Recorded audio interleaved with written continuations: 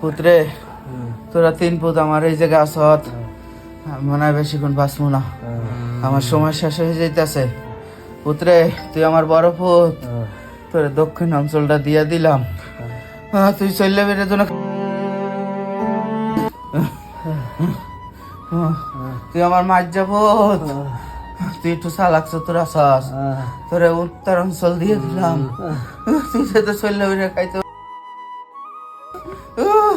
পুত্রে 2 পুত্রে তো দিলাম, এটা আমার ছোট পুত, ও একটু শিক্ষিত আছে, ওরে বাজারের ওইটা দিলাম, ও বাজার বাজারের ওইটা দিলাম, ও যেতে একটু করে খাইতে পারো।